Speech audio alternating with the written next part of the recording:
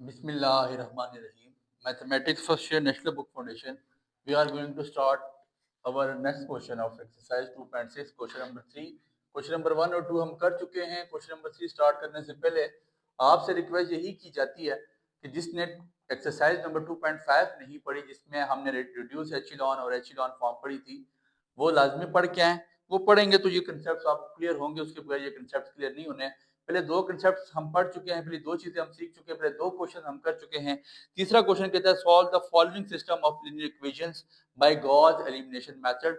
Non homogeneous equations हम पढ़ के आ चुके थे आपके पास। इससे पहले जो नॉन ट्रिवियल सॉल्यूशन था, होमोजेनियस लीनियर इक्वेशंस हमने पढ़ी थी। होमोजेनियस लीनियर इक्वेशन में हमने क्या पढ़ा था कि आपके पास डिटरमिनेंट ऑफ ए जीरो के इक्वल आएगा, बट यहाँ पे डिटरमिनेंट ऑफ ए जीरो के इक्वल नहीं आना चाहिए। और इसको सॉल्व करने के चार तरीके हैं। एक गॉस एलिमिनेशन है, एक गॉस जॉर्डन है, ठीक है, और तीसरा आपके पास क्रैमर रूल है, और चौथा आपके पास इनवर्स मेथड है। इन चार तरीकों से हम इसको सॉल्व कर सकते हैं। आप अभी हम गॉस एलिमिनेशन मेथड पढ़ने जा रहे हैं, और Gauss elimination is same to the echelon form, तो इसलिए आप एचिलॉन समझ के गॉस एलिमिनेशन आपको 2 मिनट में समझ आ जाएगा। अब आपको मैं क्वेश्चन लिख के बताता हूँ, फिर अगली बात जरा गौर करें। 2x plus 3y plus 4z which is equal to 2। फिर इसके बाद 2x plus y plus z which is equal to 5 and 3x minus 2y plus 2 which is equal to minus 3। ये आपके पास मैट्रिक्स गिवन है। इसमें दो बातें याद रखनी है। हमने रैंक पढ़ा था पिछली एक्सरसाइज में, ये याद रखिएगा। रैंक में हमने क्या पढ़ा कि अगर किसी भी रो में या किसी भी कॉलम मेरे पास पूरा जीरो नहीं होता तो वो उसका रैंक 1 होगा। मतलब अगर मेरे पास 3 रोज हैं या 3 कॉलम है, तो उसके आफ्टर द एचिलॉन फॉर्म या रिड्यूस एचिलॉन फॉर्म डायगोनल मेरे पास 1 हो जाए, बाकी दो एलिमेंट मेरे पास 0 बच जाए। अगर सारे एलिमेंट 0 हो गए तो फिर उसका रैंक, वो एलिमेंट, वो जो उसकी रो या कॉलम है, वो उसका रैंक नहीं होगा। ये रैंक के लिए आप जो पिछली एक्सरसाइज है 2.5 उसका तीसरा क्वेश्चन लाजमी सीख के आए, फिर आपको सारी बात समझ आ जाएगी।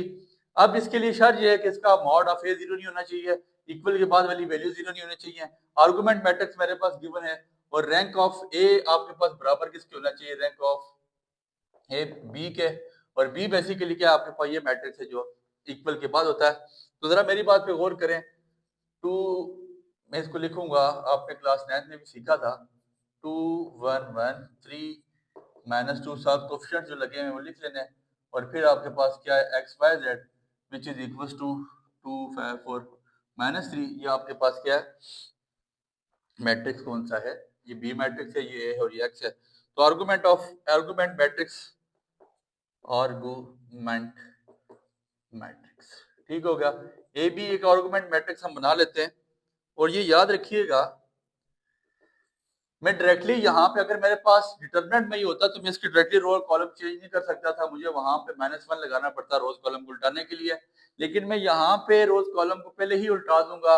उसके पीछे मेन रीजन ये है कि मुझे लीडिंग एंट्री 1 बनानी है। लीडिंग एंट्री आसानी से क्या आ सकती है कि जब मेरे पास 3 ऊपर जाए 3 में से 2 माइनस कर लूंगा, तो मैं इस सारे को तीसरे कॉलम को पहली जगह पे ले जाता हूँ, लेके जा सकता हूँ।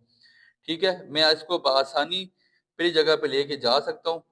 3 -2, फिर आपके पास क्या है 2, 3 -2 और साथ 2 है। और आर्गुमेंट में आपने साथ क्या लिख लेना, जो आपके पास यहाँ पे बी मैट्रिक्स है वो भी आपने साथ लिख लेना है। बल्कि चलिए थोड़ा सा आपके लिए लेंथी हो जाएगा, डायरेक्टली कर लेते हैं, ये बात आपको ज़्यादा आसानी से समझ आ जाएगी। उल्टा लेंगे वैसे भी चलें, कोई इशू नहीं है। 2 3 4 2 1 1 3 -2 और 2, ये आपके पास आ गया। और आपने बी मैट्रिक्स साथ लिखना है। कोशिश करनी कि लीडिंग एलिमेंट मैंने क्या बनाना है, 1। अब अगर मैं कॉलम को, जो मेरे पास ये 3 है, जो आखिरी रो में 3 है, इसको मैं 1 बना सकता हूँ ना, फिर इसको उल्टा के ऊपर ले जाऊंगा। तो जब ऑपरेशन लगेगा, आपको एचिलॉन में भी समझाया था कि वो फिर सारे पे ही लगेगा। अगर मैं लिख लूँ R3 -R2, तो मैं लिख सकता हूँ कैसे, 2 3 4, इसमें कोई तब्दीली नहीं आएगी, 2 1 1, इसमें भी तब्दीली नहीं आएगी, R3 में तब्दीली आ जाएगी, 3 -2 1 -2 -2 -1 -3 2 -1 1 -3 -5, ये आपके पास कितना आ जाएगा, -2। ठीक है, ये आपके पास 3 -1, यहाँ पे क्या है, ये 2 है, 3x प्लस 2 z नहीं है सर, खाली z है सर, ये 1 है, मुझसे गलती हुई। यहाँ पे 1 है, यहाँ पे 1 है, तो 1 माइनस 1 0 हो जाएगा, -3 -5 तो आपके पास -8 आ जाता है। ठीक हो गया। अब मेरे पास लीडिंग एलिमेंट सर 1 होना चाहिए, तो मैं रोज को उल्टा सकता हूँ। रोज यहाँ पे आसानी उल्टाई जा सकती है, कोई आपको माइनस एक्स्ट्रा नहीं लगाना पड़ेगा, क्योंकि मैट्रिक्स ब्रैकेट पड़ी हुई, अगर यहाँ पे डिटर्मिनेंट होता तो फिर आप इसको, आपको मसला था। मैं अगर लिख लूँ R1 को इंटरचेंज कर दूं R3 के साथ तो कर सकता हूँ, 1 -3 0।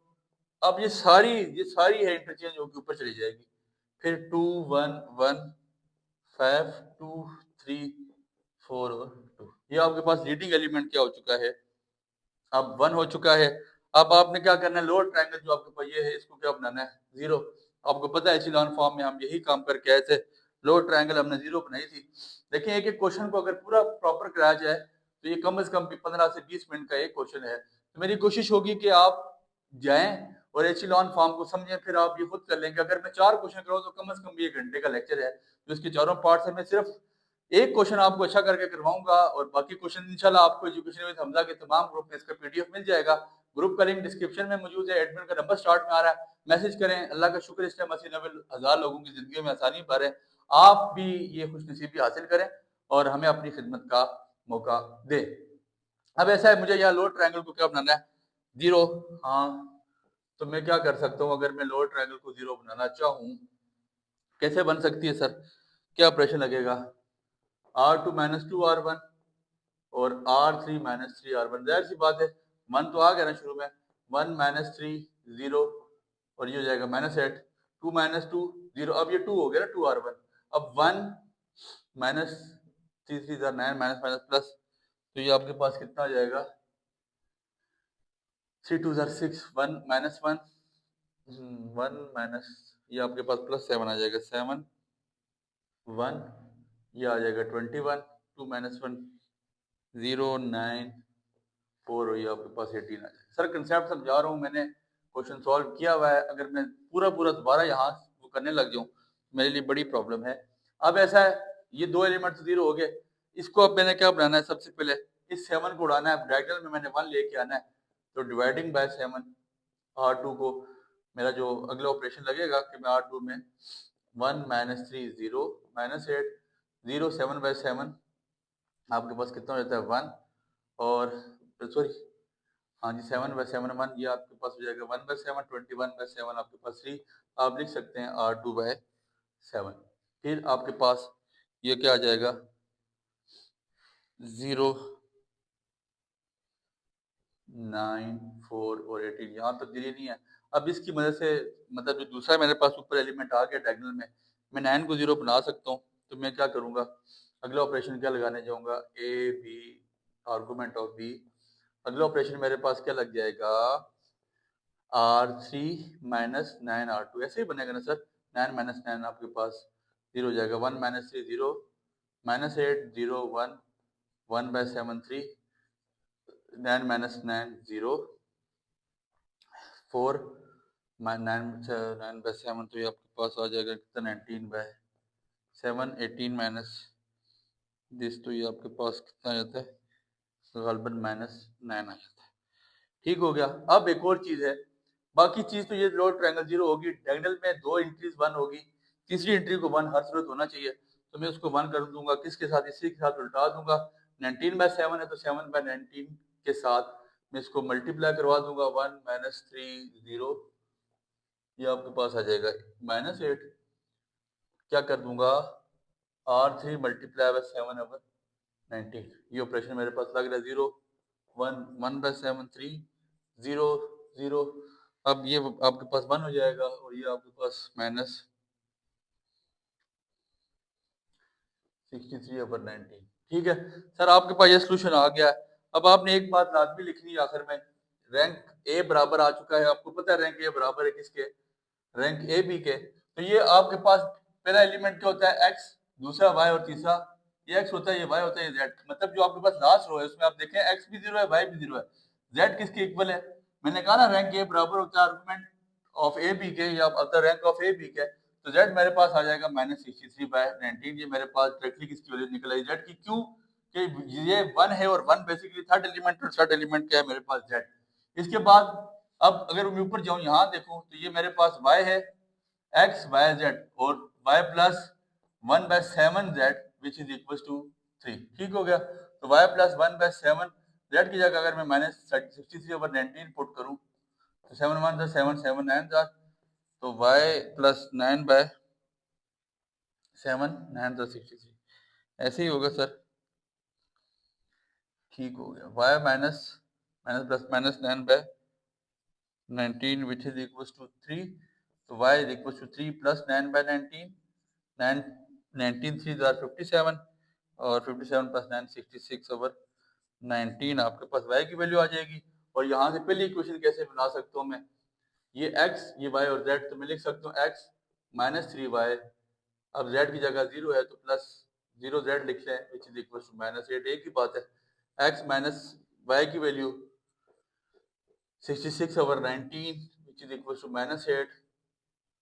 तो माइनस माइनस इधर मल्टीप्लाई हो रहा है तो जाके डिवाइड हो जाएगा, मतलब इधर माइनस हो रहा है तो जाके प्लस हो जाएगा 198/19 which is equal to -8 plus 198/19 बच्चे मैं उम्मीद करता हूँ आपको बात समझ आ रही होगी। कैलकुलेशन लेंथी है, मैं अगर यहाँ क्वेश्चन के बीच में कैलकुलेशन स्टार्ट कर दूँ तो मजीद टाइम लगेगा, इसलिए 19 multiply by 8 minus 152 plus 198 LCM वही लिया, वही कॉमन स्टेप है। तो एक्स मेरे पास कितना जाएगा 46/19। एक्स वाई जेड तीनों वैल्यूज मेरे पास आ चुकी हैं। तीनों या आप गट्ठे उठा के यहाँ भी इस फॉर्म में लिख सकते हैं, या अगर इसको आप डायरेक्टली लिखना चाहें तो दूसरा भी लिख सकते हैं, सोल्यूशन सेट की फॉर्म है, ये आपके पास आ चुका है। दूसरा क्वेश्चन आपके पास भी बिल्कुल ऐसे ही है, लेकिन उसमें क्या होगा, रैंक आपके पास 0 आ जाएगा, मतलब जो आपके पास तीसरी रो होगी वो सारी 0 बन जाएगी। जब तीसरी रो 0 बन जाएगी तो इसका मतलब है ये कंडीशन ही फुलफिल नहीं होगी, और जब ये कंडीशन फुलफिल नहीं होती है तो इसका मतलब है वहां से आगे सोल्यूशन ही नहीं बनेगा, X Y Z non trivial, फिर आपके पास आगे इसका सोल्यूशन सेट पॉसिबल ही नहीं है, नहीं निकलेंगे। फिर इसके बाद तीसरा क्वेश्चन है वो भी बहुत आसान है, और चौथा क्वेश्चन भी बिल्कुल इसी तरह एचिलॉन फॉर्म को सॉल्व करें। एचिलॉन सॉल्व करके आपने इसी तरह एक्स वाई जेड तीन आपने वेरिएबल फाइंड आउट कर लेने हैं। बहुत आसान सी चीजें हैं, कोई इतनी मुश्किल डिफिकल्ट नहीं है, ट्रिकी नहीं है। एक क्वेश्चन देख लें 12 मिनट हमारे लगा चुका है, तो मुझे अगर मैं पूरा 4 क्वेश्चन कराऊंगा तो कम से कम घंटे की रिहर्सल है। इसलिए आप कोशिश करें कि एडमिन के नंबर पर मैसेज करें, मैसेज करते हुए ग्रुप में शामिल हो जाएं और तमाम लेक्चर फ्री ऑफ कॉस्ट और तमाम नोट्स फ्री ऑफ कॉस्ट अल्लाह की रजा की हासिल करें। मेरे अपने कराए हुए सारी चीजें हैं, जो चीजें हम अकेडमी में करवाते हैं, हर टाइम रिकॉर्डिंग नहीं हो रही होती तो चीजें करवा दी जाती हैं, नोट्स बन चुके हैं। आप मैसेज करें, ग्रुप में शामिल हो और नोट्स ले लें। दुआ में आपने याद रखना है। बहुत शुक्रिया।